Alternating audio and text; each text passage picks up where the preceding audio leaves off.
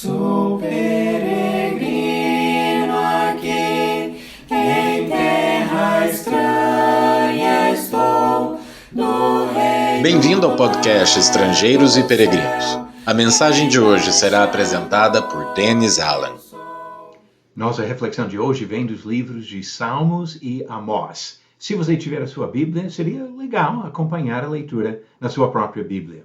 No final do episódio, darei a resposta à pergunta 845 e a nova pergunta do dia. Davi, o segundo rei de Israel e antepassado de Jesus, escreveu a maioria dos salmos registrados no Antigo Testamento.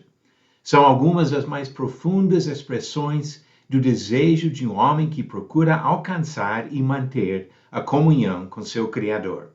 Se você já vem acompanhando os podcasts Estrangeiros e Peregrinos, já percebeu que eu tenho citado o livro de Salmos com frequência. A reflexão sobre os Salmos de Davi nos estimula a uma vontade maior de andar com Deus. No Salmo 139, dos versos 1 ao 10, Davi expõe seu coração ao Senhor.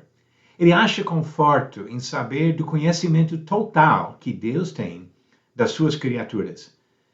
Vamos ler o que ele disse em Salmo 139, começando no verso 1. Senhor, tu me sondas e me conheces. Sabes quando me assento e quando me levanto. De longe penetras os meus pensamentos. Esquadrinhas o meu andar e o meu deitar, e conheces todos os meus caminhos. Ainda a palavra não me chegou à língua, e tu, Senhor, já a conheces toda. Tu me cercas por trás e por diante, e sobre mim pões a mão. Tal conhecimento é maravilhoso demais para mim. É sobremodo elevado, não o posso atingir. Para onde me ausentarei do teu espírito? Para onde fugirei da tua face? Se subo aos céus, lá estás. Se faço a minha cama no mais profundo abismo, lá estás também. Se tomo as asas da alvorada e me detenho nos confins dos mares, ainda lá me haverá de guiar a tua mão, e a tua destra me susterá. Quando Davi buscava a comunhão com o Senhor, os atributos divinos de onipresença, que Deus está em todos os lugares, e onisciência, que Deus vê tudo, foram motivos de grande conforto para ele. Deus cuidaria dele em toda e qualquer circunstância. Ele não conseguia imaginar nenhum lugar no universo onde Deus pudesse se esquecer dele. 200 anos depois de Davi, Deus usou palavras parecidas em uma mensagem profética comunicada por meio de Amós. Mas o foco em Amós é do outro lado da mesma questão. O conceito de Deus onisciente é confortante para aqueles que realmente buscam sua presença e que não temem seu julgamento. Mas para pessoas que desrespeitam o Senhor, o mesmo conceito se torna absolutamente assustador. Vamos ler as palavras duras de Deus, dirigidas aos rebeldes de Israel, em Amós capítulo 9, começando no versículo 2. Ainda que desçam ao mais profundo abismo, a minha mão os tirará de lá. Se subirem ao céu, de lá os farei descer.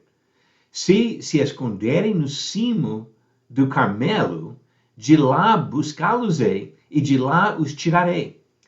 E se dos meus olhos se ocultarem no fundo do mar, de lá darei ordem à serpente, e ela os morderá. Se forem para o cativeiro diante de seus inimigos, ali darei ordem à espada, e ela os matará. Porei os olhos sobre eles para o mal, e não para o bem. Perceberam que as palavras são praticamente as mesmas que Davi usou. E afirmam o mesmo fato. Deus vê os homens em todos os lugares. Não há lugar para se esconder ou fugir dele. O mesmo fato que é confortante para alguns, Davi no caso, traz terror ao coração de outros, os condenados de Israel, no caso de Amós. Se perguntasse para esses mesmos israelitas, diriam que a presença do Senhor é boa e desejável. Até buscavam o dia do Senhor. Porém, Deus mostrou que se enganavam pois a vinda deles seria ruim para eles. Diz ainda Amós capítulo 5, a partir do versículo 18, ai de vós que desejais o dia do Senhor. Para que desejais vós o dia do Senhor? É dia de trevas e não de luz.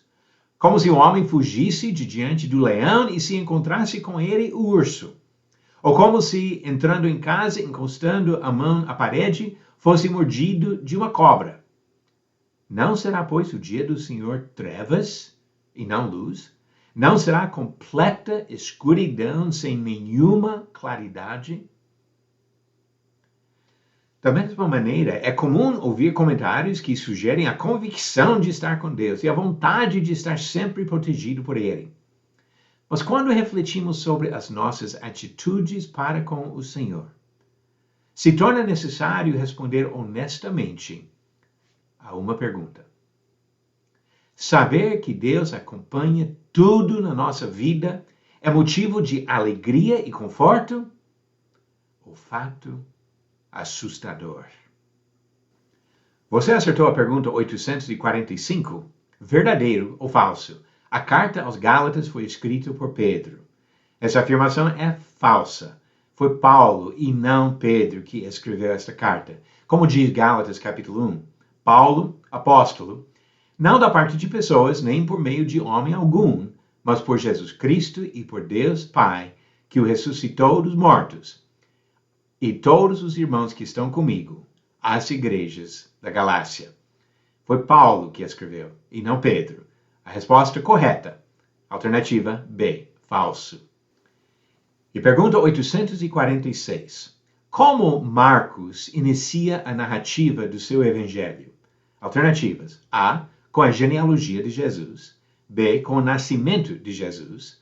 C, com a pregação de João Batista. Ou D, com o prólogo sobre o verbo que se fez carne. Darei a resposta certa no final do próximo episódio de Estrangeiros e Peregrinos. Deus vê tudo. Seja honesto. Isso traz para você uma sensação de conforto ou pavor?